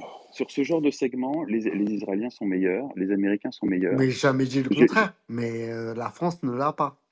bon, alors mais moi je vais clôturer le truc parce que si on a fait ce space là, c'est bien parce que justement le média Disclose et notamment Clément Le Foll qui est là est un des rédacteurs justement de cette enquête qui révèle justement que la vidéo surveillance avec reconnaissance faciale est utilisée aujourd'hui, en tout cas, la Depuis police 2015, française depuis depuis 2015 depuis et 2015, qu'elle c'est est important. installée dans une centaine de villes. Oui, oui, oui, Donc, non, mais c'est j'ai important depuis épinglé, 2015. voilà, depuis C'est une grosse 2015. partie de l'enquête de Clément, c'est depuis 2015. Je suis d'accord avec Le toi. truc a 8 été ans, signé par Bernard Cazeneuve sous Hollande. voilà. J'aimerais bien voir Macron l'a fait Donc, ratifier. les je, langages je termine informatiques, juste ma phrase les langages et informatiques utilisés et j'aimerais bien d'accord. savoir. Alors, moi, je vais La vous notice inviter d'emploi juste du une soft chose, est c'est téléchargeable sur l'article. Fabrice, j'ai épinglé là, au-dessus, là, justement, l'article. Donc, je vous invite à lire l'article et puis à revenir ensuite à poser une question si Oui, vous le et souhaitez. j'invite les plus techos à télécharger la notice d'emploi du soft, qui est super intéressante et qui donne une très bonne idée de ce qu'on peut faire avec ce joujou. On a travaillé sur toutes les technos et ce que tu nous as montré, c'est pas technique en D'accord. fait. Ok. On est d'accord. Merci. Si je peux me permettre, j'avais une question pour Clément. Vas-y. Est-ce que vous avez travaillé sur le lancement de l'enquête d'un point de vue bassement marketing? Comment faire en sorte de faire le plus de bruit possible au moment de la publication? Peut-être plus Mathias et Geoffrey Livolzi en interne, mais du coup on s'est coordonné avec le salon Midipol. Du coup la date d'ouverture du salon Midipol, c'était un peu l'objectif direct. Forcément. Donc pour ceux qui connaissent pas, qui est un salon biannuel, enfin qui a lieu tous les 2 ans. Je crois que C'est porte comme le salon de l'auto, mais pour les militaires. Voilà, exactement. Et pour le coup, on s'est coordonné avec ça. Et après, c'était plus, on s'est surtout, d'un point de vue chronologique, c'est une fois qu'on était sûr de nos informations, on s'est lancé, quoi. Mais il n'y avait pas vraiment de. Enfin, on se doutait que ça allait faire réagir, quoi. Mais je dois avouer que moi, j'étais plus focus sur le fond et sur checker toutes les dernières informations, etc. Plutôt que sur la partie communication. Mais il faut croire que ça a plutôt fait pas mal de bruit parce que c'était repris par des dizaines de médias, que Gérald Darmanin a fini par réagir, la CNIL également, etc. Mais il n'y a pas eu vraiment de. Enfin, on s'est directement dit qu'on allait se caler sur Milipol, quoi. C'est vraiment quelque chose qui est, dans les discussions qu'on a avec Mathias, qui est revenu assez rapidement, quoi. Mais après, évidemment, si on s'était pas senti prêt pour le publier pour Milipol, parce qu'il restait des éléments à checker, etc., on l'aurait pas publié. Mais là, j'avoue que Milipol, qui est quand même le grand salon de la sécurité, surveillance militaire, tout ce que vous voulez, était la bonne Clément, occasion, quoi. j'ai une question aussi. Oui. Tu me fais penser à une chose. Il y a Ariane Lavrieux qui a fait donc son reportage et qui a donc fait l'objet d'une diffusion télévisuelle dans complément d'enquête, il me semble. Est-ce que Tout à fait. votre travail va passer éventuellement à la télévision ou pas?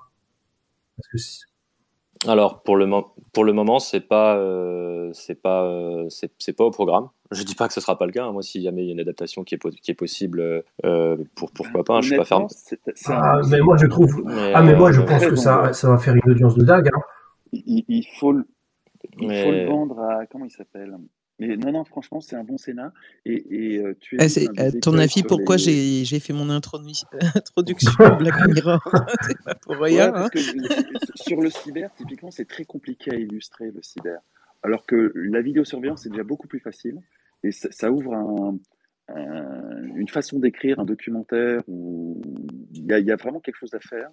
Il y a vraiment de quoi faire une très très belle investigation, s'y mettre un peu de moyens, de faire quelque chose de C'est super clair, sexy en termes de c'est production clair, c'est visuelle. clair. Ça. Enfin, moi, je vois ça gros, quoi. Ça va faire un truc de dingue. En France et en Europe.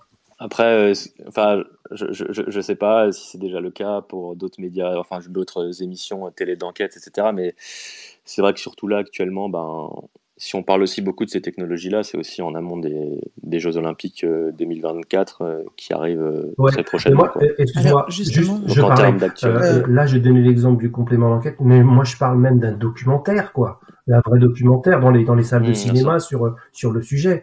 Allez, nos concitoyens français doivent être informés de ça et le plus tôt possible. On parle des JO, mais même après, ça va créer, comme disait Fabrice, ça va créer des, des problèmes et il va y avoir des effets qui vont être très certainement importants dans la société, quoi. alors, Oui, ça va avoir des euh, impacts majeurs. Et c'est vrai qu'il faut expliquer aux citoyens ce que c'est, ce que ça n'est pas. Enfin, il y a beaucoup de pédagogie parce que voilà, on sort de la théorie conspi pour rentrer dans la vraie vie. Et c'est le monde dans lequel on vit et il faut l'aborder avec un peu de rationalité. Sinon, il y a plein de gens qui vont complètement vriller, quoi. Ça va partir dans tous les sens, comme la 5G, quoi. Oui, j'aimerais, justement qu'on en vienne aussi, après, un petit peu sur les réactions, les différentes réactions là, parce que, bon, Estrosi, était tout à fait ravi que le tribunal, on va dire, rejette, on va dire, la demande. Mais juste avant, on va accueillir, Guillaume, Rousseau. Bonsoir Guillaume. Guillaume? Oui, Il oui, faut bonsoir. désactiver le micro Bonsoir, qui est tout en bonsoir, bas. bonsoir à Voilà, tous. Merci super. de me laisser la parole. Je voulais simplement vous poser une question. Est-ce que, selon vous, la vidéosurveillance est finalement pas une nécessité au vu du contexte sécuritaire actuel? Est-ce qu'on n'est pas obligé, en tant que société ou de civilisation, d'en passer par là, pardon, au vu de notre développement technologique actuel et dans le contexte actuel? Je vous remercie. Ouais, je trouve que c'est une très bonne question je trouve que je pourrais pas vous donner une réponse. Enfin, c'est pas à moi de juger si est-ce que c'est utile ou est-ce que c'est pas utile ou est-ce que c'est nécessaire ou est-ce que c'est pas nécessaire. Mais ce que je trouve intéressant, c'est qu'en fait, dans l'esprit d'une grande majorité de gens, de citoyens, enfin moi c'est ce que m'ont dit beaucoup de. J'ai fait une enquête précédemment pour la revue dessinée qui évoquait justement un peu cette course à la vidéosurveillance depuis les années 90, etc. Et en fait, ce qui est intéressant, c'est que c'est tellement rentré, j'ai l'impression, dans la norme comme étant un moyen de répondre à ce sentiment d'insécurité, je mets des guillemets sur le sentiment d'insécurité, que, que ça s'est démocratisé. C'est-à-dire que pas plus tard qu'il y a quelques jours, je discutais pour une autre enquête avec un maire d'une ville, enfin un adjoint au maire, un adjoint à la sécurité qui me disait, mais vous savez, moi, dès qu'il y a un citoyen qui va me voir, qui a des problèmes de sécurité, il me dit, je veux une caméra devant chez moi. Mais en fait, au-delà de ça, c'est encore, moi, je trouve que c'est important, c'est est-ce que c'est efficace en fait? Et si vous vous documentez, vous pouvez déjà voir qu'il n'y a aucun travail de chercheurs, etc., indépendants, qui permet de prouver l'efficacité. Et je vous invite à lire un livre qui est pas tout récent, qui est de 2015, je crois, qui s'appelle L'œil sécuritaire, Élodie Lemaire, et qui justement parle un petit peu de cette vidéosurveillance, etc. Donc on a l'image de la vidéosurveillance qui aide je sais pas, identifier un potentiel suspect sur un réseau, mais elle dit aussi qu'il y a énormément de cas où la caméra de vidéosurveillance, ben, c'est une caméra qui pivote, donc elle capte pas le moment. Il y a un arbre qui a poussé devant, donc elle sert plus à rien. Donc au-delà de la nécessité technologique, moi je trouve qu'il y a une vraie question d'efficacité. Par exemple, là on parle de vidéosurveillance algorithmique, mais il faut savoir que l'argument pour développer la vidéosurveillance algorithmique, c'était quoi? L'argument des industriels, c'est de dire, ok, on a des caméras de vidéosurveillance. Mais le problème, c'est que les gens qui les traitent dans les centres de supervision urbains, donc imaginez des salariés dont le rôle c'est de checker en live les différentes caméras de la ville, ils ont trop de caméras à checker. Ou alors, c'est pas un boulot vraiment qui les passionne, etc. Ils sont pas un peu en mode gros flic à vouloir chercher à tout prix le flagrant délit, etc. Du coup, ben, plutôt que de dire, ben, de réfléchir au fait, ben, la vidéosurveillance, peut-être que c'est pas vraiment efficace, on s'est dit, ben non, ce qu'on va faire, c'est qu'on va développer des logiciels qui permettent de les aider. Et ces logiciels qui sont censés permettre de les aider, c'est ces logiciels de vidéosurveillance algorithmique, donc qui permettent, je sais pas, des fois de réduire 1 heure de vidéo en 10 minutes, de checker que les voitures, de checker que les cyclistes. Ce qui veut dire qu'en fait, on est sur un espèce de solutionnisme technologique au lieu d'avoir une réflexivité sur l'efficacité réelle du dispositif. Je ne sais pas si je suis clair, mais voilà, c'est un peu. Si, j'entends bien. Je vous remercie pour votre réponse. Je vous en prie. Mais en imaginant que, avec le développement de l'intelligence artificielle, bon, alors là, on est dans l'anticipation, hein, bien sûr, mais imaginons que ça se développe vraiment et qu'on arrive du coup à traiter l'information en instantané avec une intelligence artificielle qui traiterait et prendrait des décisions. Et en parallèle de ça, le développement des drones qui permet finalement la mobilité du système d'information. Je sais pas ce que vous en pensez. Merci. Je pense que tu as 5 ans d'avance quand même. Mais oui, bien sûr, on va arriver là. Le traitement de temps réel, c'est une question de puissance machine. C'est même pas un challenge aujourd'hui. C'est est-ce que tu as vraiment envie d'attribuer une telle puissance machine qui coûte quand même du pognon sur tout et n'importe quoi? Il y a certainement des expérimentations sur le Mais là, traitement de temps réel. Il y a...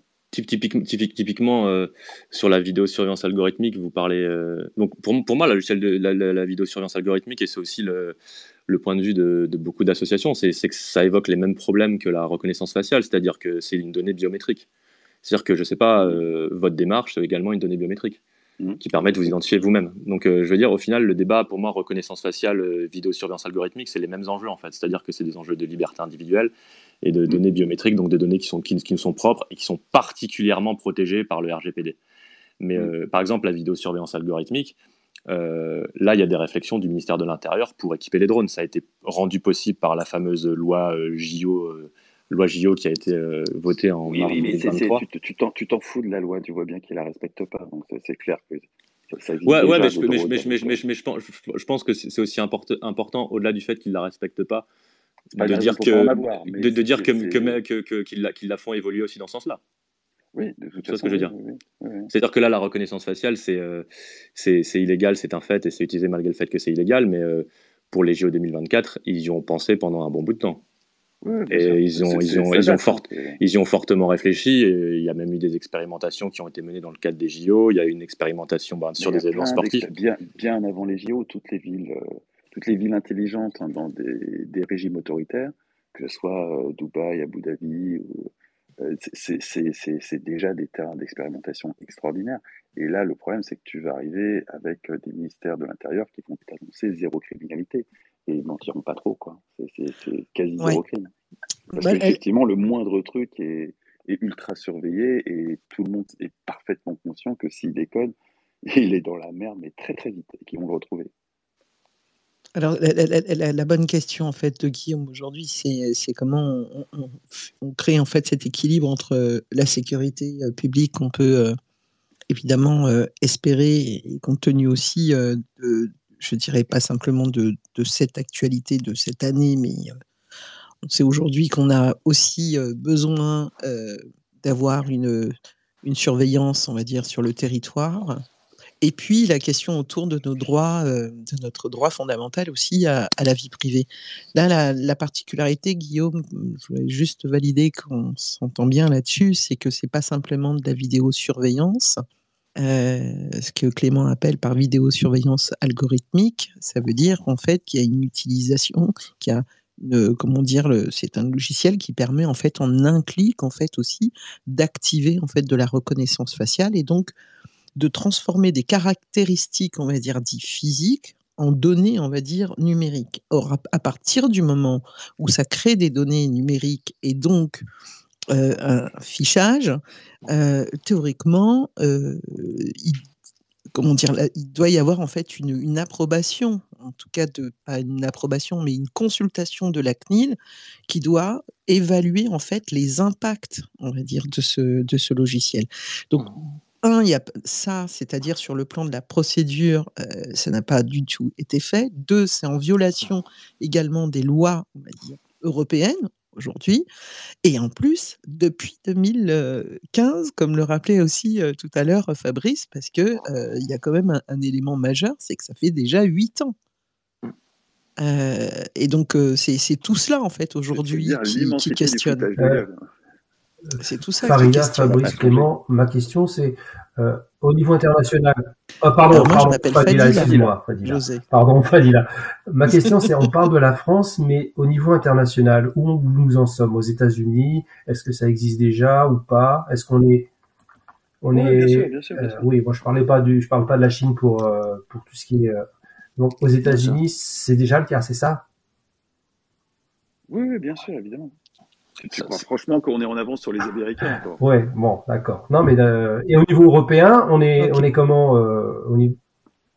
Oh, il y a probablement le même genre de truc un peu partout en Europe. Ouais, vous pouvez voir notamment au Royaume-Uni, la police de Londres peut utiliser la reconnaissance faciale dans énormément de cas de figure, et ça risque d'être élargi très prochainement, si je vous dis pas de bêtises. Et c'est un parallèle intéressant à faire, parce qu'il y a eu un énorme développement de l'arsenal sécuritaire côté Royaume-Uni au cours des JO en amont des JO de 2012 en fait. Et du coup, on peut faire un parallèle avec quel sera l'héritage des JO de Paris 2024, parce que là, si vous regardez un petit peu toutes les dernières Olympiades, si vous remontez à toutes les dernières Olympiades depuis les attentats du 11 septembre, à chaque fois il y a eu des dérives, il y a eu des dérives d'espionnage, etc. Vous regardez 2004 Athènes. Je sais plus c'est quel opérateur, si c'est pas Vodafone, tu seras sûrement mieux que moi, Fabrice, mais qui avait servi à espionner pas mal de membres du gouvernement grec. En 2008, le responsable de l'organisation des JO, c'était Xi Jinping, et énormément d'articles et de travaux évoquent le fait que ça a été le début de la société de surveillance chinoise. Londres 2012, j'en ai parlé.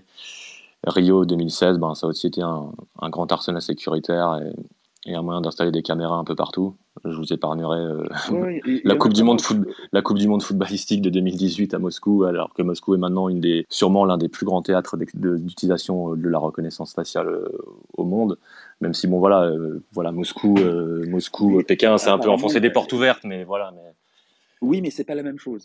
exactement. Je suis d'accord. Moscou va développer sa société de la surveillance, Pékin développe la sienne, qui en plus est régionale parce que le crédit social qui affole tout le monde, c'est pas le même d'une région à l'autre. Ils sont Ouais, tout vraiment à dans fait. une phase d'expérimentation, donc ils se cherchent en tant que dictature numérique.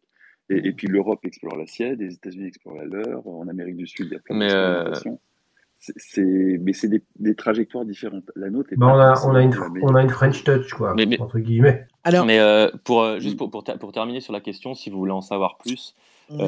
il y a une chercheuse qui s'appelle Caroline Lequenroth, je crois, je suis désolé si j'écorche son nom, qui justement a publié des tweets très intéressants récemment, justement sur tous les enjeux autour de l'utilisation de la reconnaissance faciale en Europe, parce qu'il y a l'Union européenne qui est en train de se pencher sur cette question, sur le règlement IA Act, je crois, et notamment l'objectif initial était de la bannir officiellement, définitivement, et là on a vu les semaines dernières qu'il commençait à avoir certaines exceptions à son utilisation.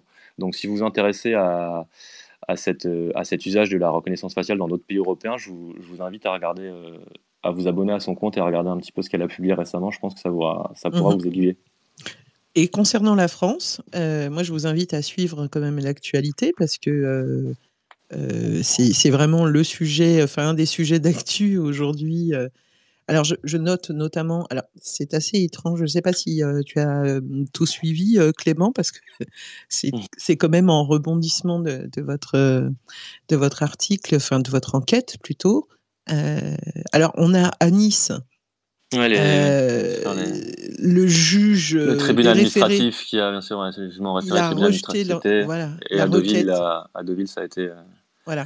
Mais Bien alors, sûr. c'est marrant parce que à Nice, il a rejeté, je crois, pour motif qu'on ne peut pas confirmer l'utilisation de tels logiciels. Mhm. Réaction de Estrosi, c'est la première des libertés, c'est justement de donner la reconnaissance faciale pour que des individus les plus dangereux puissent être suivis 24 heures sur 24. Bon, je ne savais pas que c'était la première des libertés, mais Voilà, par allez-y, ouais, vas-y, ouais. je poursuivrai après. Par Non, contre, à Caen aussi, a priori, à Caen, la décision est tout à fait inversée. Idem à Deauville.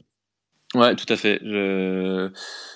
J'ai pas encore eu le temps. Enfin, j'ai vu passer l'article de Mediapart ce matin et la décision du Tout tribunal à fait. administratif de Nice. J'ai pas eu le temps de me plonger dans l'ordonnance, dans le détail. Donc, j'aimerais bien justement avoir le temps, parce que j'étais très occupé aujourd'hui, d'avoir le temps demain de Ah regarder bah, un petit peu qu'est-ce qui fait que les éléments sont opposés. Mais c'est vrai que tout bon, ça, c'est tout frais, hein, de toute façon. exactement. Donc, Ouais. Ça montre j'imagine déjà bien. que l'article a fait beaucoup réagir. Mais oui, voilà, côté niçois, Estrosi est quand même. Voilà, Nice est quand même réputé comme étant un exemple, entre guillemets, en la matière de surveillance, qui a testé un peu tout azimut tout ce qui était possible. Donc, Mais les d'ailleurs, réactions de Christian Estrosi m'étonnent pas forcément, ouais, voilà. quand on sait il avait que. expérimenté, il s'était fait gauler avec de la rocofaciale dans les transports en commun, si mes souvenirs sont bons. Ouais, il y avait c'était un logiciel enfin, je sais pas si c'est du même qu'on parle, mais ils utilisaient un logiciel c'était assez délirant, un logiciel de détection d'émotions, en fait.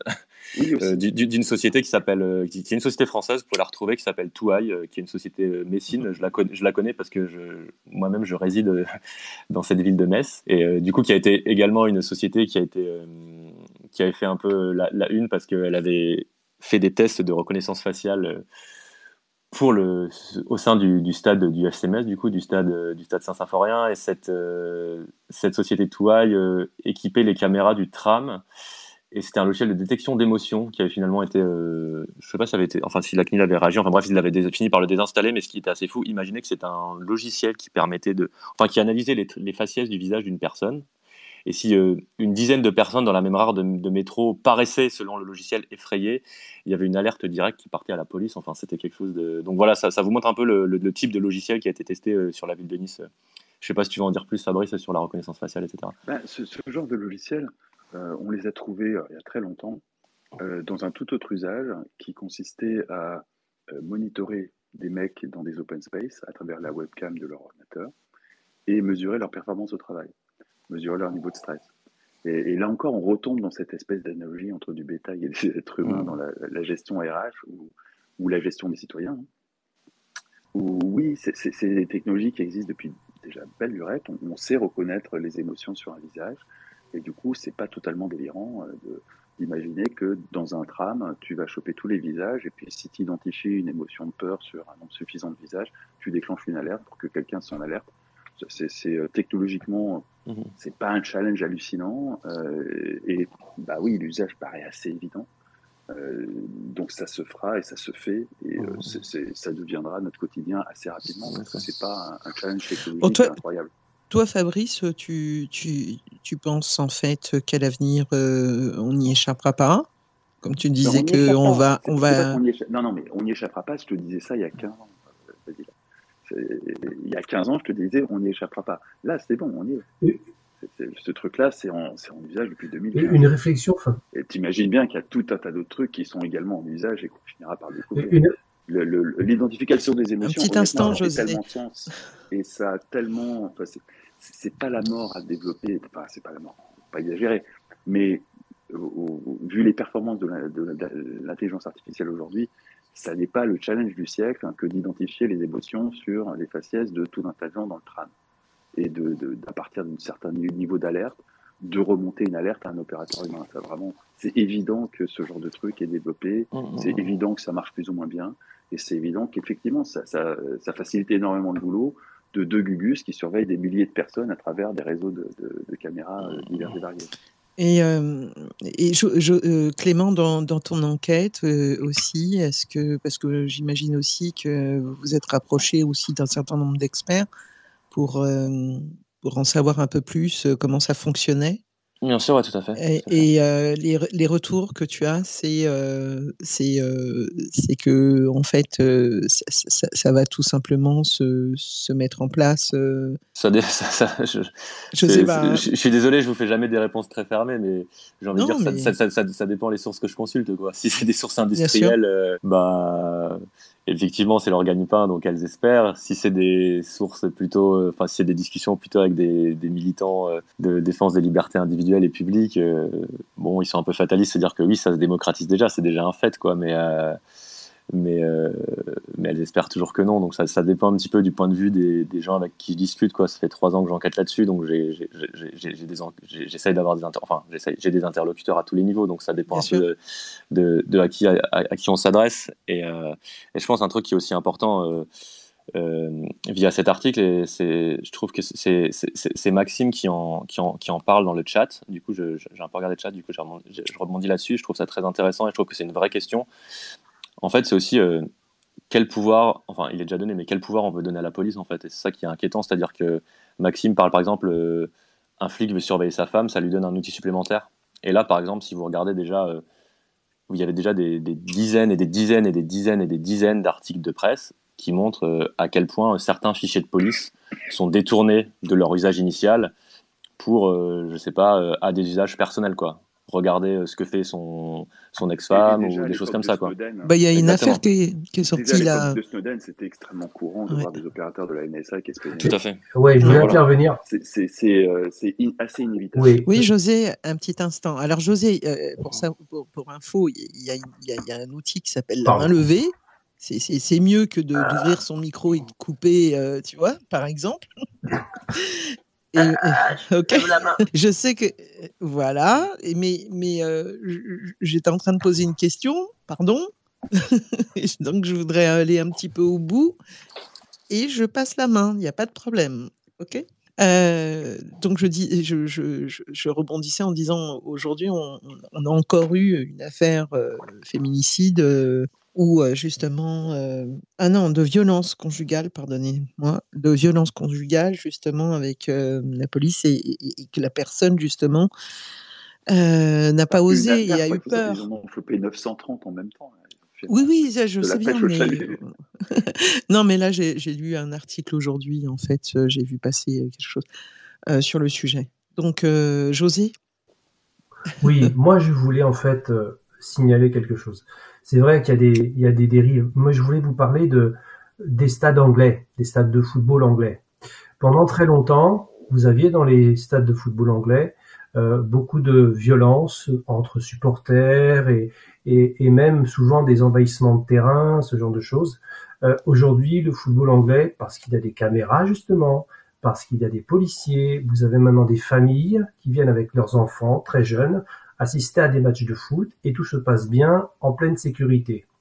Et donc, je voulais faire le parallèle avec le football français. Vous avez beaucoup de violence, des matchs qui ont été récemment même interrompus, soit par des comportements racistes, soit par des comportements vis-à-vis des joueurs. Et donc, je voulais faire le parallèle, justement, avec l'évolution de la technologie des caméras et de la vidéosurveillance dans les stades de foot en Angleterre, ce fameux pays qui a beaucoup de caméras un peu partout dans les stades et en dehors. Et donc aussi, je m'interrogeais si peut-être qu'avec des caméras à reconnaissance faciale, même si effectivement la loi est pas encore adaptée, peut-être que les stades de football français vont peut-être être un peu plus fréquentables, un peu plus sécures. Voilà ce que je voulais dire. Mhm. Ok. Je peux répondre là-dessus. C'est intéressant ce que vous dites, José. C'est une thématique sur laquelle j'ai pas mal travaillé. Du coup, je vous invite, si vous pouvez regarder, c'est un article de l'équipe Explore que j'ai fait qui s'appelle Le sport sous surveillance. Donc, bon, vous mettrez longtemps à lire. Ça sera à peu près une heure Mais de comment ça lecture. intéresse. Mais qui Vous pouvez justement. le mettre en lien? Ouais, tout à fait, je vous le Merci. mettrai en lien. Et qui évoque un petit peu comment la reconnaissance, enfin comment le foot est le laboratoire de test de la reconnaissance faciale. Donc en France, c'est pas encore utilisé, mais justement dans le cadre de la loi, enfin dans le cadre des Jeux Olympiques, il y avait une expérimentation qui avait été, qui devait être menée au stade Orange Vélodrome et qui n'avait pas été autorisée par la CNIL. C'est une des choses qu'on a révélé dans l'article. Le PSG y a pensé dès 2007, au moment où il y avait les gros conflits, pour ceux qui connaissent pas trop le football, entre la tribune Auteuil, réputée comme étant une tribune cosmopolite, je schématise, hein, et la tribune Boulogne, réputée comme étant une tribune plutôt marquée à l'extrême droite. Après, là où je serais, il y a un club, si vous pouvez voir, qui l'utilise de manière tout à fait légale. Nous, on allait en reportage là-bas. C'est Brøndby, donc qui est un club de la banlieue de Copenhague, qui utilise cette reconnaissance faciale pour contrôler, qui l'a couplé au fichier des interdits de stade. Des interdits de stade du club, mais pas des interdits de stade de la police, parce que c'est un peu différent au Danemark. Il y a deux types de choses différentes. Après, moi, où je suis un peu enfin, je trouve que l'exemple anglais, c'est vrai que les stades sont pacifiés en Angleterre, mais je trouve aussi, il faut se dire à quel prix, entre guillemets, c'est-à-dire que déjà, regardez, dans la plupart des clubs anglais, les billets sont extrêmement chers, et de deux, je trouve que l'ambiance est beaucoup moins festive dans certains cas, c'est un avis personnel, hein, que des stades italiens, allemands ou même français. Évidemment, il y a des problèmes de violence dans les stades français, etc. Mais est-ce que le fait de cibler par des caméras les ultras ou d'autres types de supporters, c'est un débat qui se pose. Moi, je trouve que bon, évidemment, il y a des violences dans les stades de football français comme il y en a dans d'autres stades européens, mais je trouve que, enfin moi, à titre personnel, là je parle pas d'un point de vue journalistique, mais personnel, moi ce qui me fait me déplacer dans un stade de foot, c'est une ambiance. C'est-à-dire que moi demain vous me demandez d'aller voir le Paris Saint-Germain ou aller voir, je sais pas, Saint-Étienne, ben En étant sagement assis. J'irai voir Saint-Étienne, ouais, ou en chantant debout, pas un souci, mais j'irai voir Saint-Étienne parce que je trouve que l'ambiance est plus festive et que moi c'est ça qui m'intéresse, et que c'est un des seuls espaces où on peut vivre un événement de masse entre guillemets. Et je trouve que au-delà des violences, ce qui est beau des fois dans une tribune de foot, c'est que c'est un des seuls moments où peu importe la personne qui est à côté de vous, il peut être avocat, il peut être au chômage, enfin il n'y a pas d'histoire de classe sociale, on est tous les uns aux côtés des autres et on pousse tous derrière notre équipe. Donc évidemment ça ne doit pas se faire en insultant ou en commettant des faits de violence, mais je trouve que c'est un truc que j'aime bien aussi. Désolé, j'ai un peu digressé sur la question initiale, mais je trouve que voilà, si vous voulez vous informer, José, sur sur l'utilisation dans les stades de foot, je pourrais vous envoyer l'article. Il y a d'autres travaux là-dessus, Merci. mais voilà. Il y a effectivement un égrégore à vivre dans un match en étant sur place. Mais force est de constater quand même qu'il y a quand même il y a aussi beaucoup de violence. Tiens, je vais en profiter pour citer Fouzigon qui nous dit: la surveillance à outrance ne résoudra jamais les dérives des comportements, mais ils les déplaceront. C'est intéressant. On va accueillir la dernière personne, Nadir Nadour. On devait clôturer à 22h30, mais on accueille avec grand plaisir notre dernière personne. Bonsoir. Merci, bonsoir. Merci de m'avoir fait monter. Alors, j'ai un chat sur les épaules. Je vais essayer de faire rapide malgré ce chat sur mes épaules. Là, j'entendais l'exemple anglais. Les Anglais, en termes de contrôle, le foot et les stades ont toujours été des endroits clos et populaires, jusqu'au tournant anglais et en France avec le plan Le Prou, et avec un contrôle social exercé avant tout, alors j'aime pas le terme, mais comme laboratoire. Je veux dire, la technologie au service de la surveillance de masse, quand il s'agit de surveiller 60 000 personnes, en l'occurrence c'est pas 60 000, c'est souvent les virages ou les groupes soit de supporters ou ultra ou indépendants, etc. Enfin, c'est un petit monde le foot dans le supporterisme. Et du coup, ils n'ont pas attendu la loi pour commencer à mettre en place des stratégies de contrôle social qui soit sortaient du cadre légal, où il y avait jurisprudence, où il y avait un flou. Et après, c'est surtout avec le plan Le Prou. Si on regarde Lyon, par exemple, qui a des supporters divers et variés, mais apolitiques, on se comprend quand on dit apolitique, on pense plutôt à l'extrême droite. Jean-Michel Aulas, en fait, il a joué la carte du statu quo avec une surveillance et il a fait accepter, c'est-à-dire que du coup, l'exercice du pouvoir de la présidence a été adopté par les supporters. C'est-à-dire que du coup, en fait, ils savaient comment naviguer entre les mailles du filet pour à la fois faire passer leurs idées assez nauséabondes, les supporters, et en même temps accepter la surveillance, notamment par le suivi intelligent de programmation, parce que c'est pas de l'IA, c'est une casquette, on va suivre tes comportements particuliers, etc.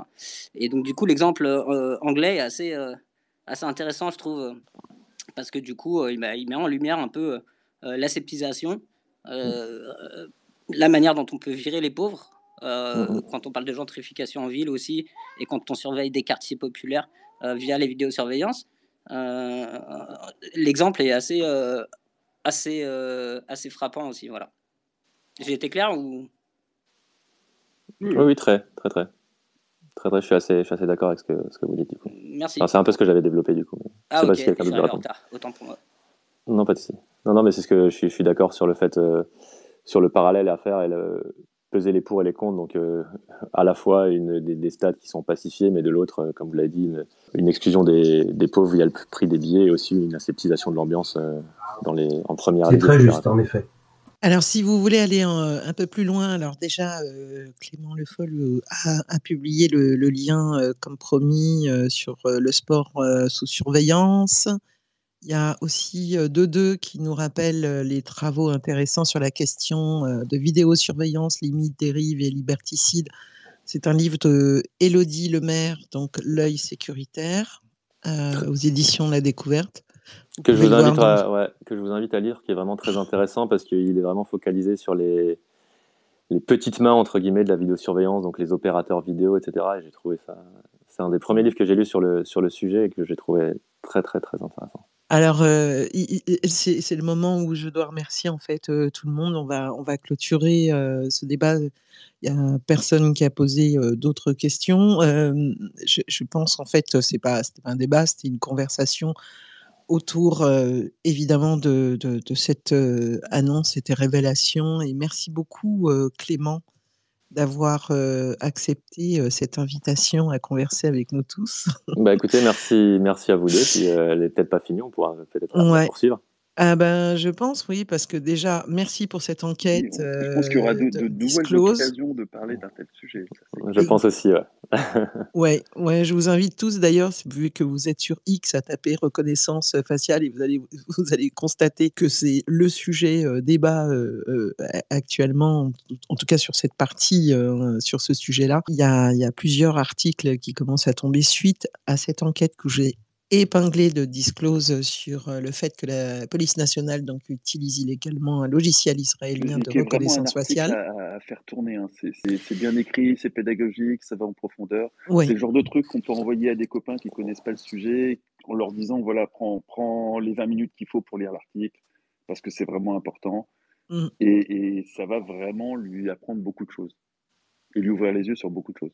Oui, et puis toi, tu en sais quelque chose aussi, puisque c'est un sujet sur lequel Oui, mais moi, que tu j'avais évoques les yeux depuis ouverts tellement depuis un longtemps. bout de temps. Mais Voilà. c'est Et un bon article, il est en accès libre. Et c'est typiquement le genre d'article qu'on peut filer à quelqu'un qui connaît pas bien le sujet, qui a envie de comprendre l'ampleur du problème. Après, oui, il y a des d'ailleurs, millions de trucs à on lire, mais rappelle que c'est c'est une excellente un introduction. que cet article est en accès libre, alors que c'est quand même un travail colossal de réaliser une enquête comme celle-ci.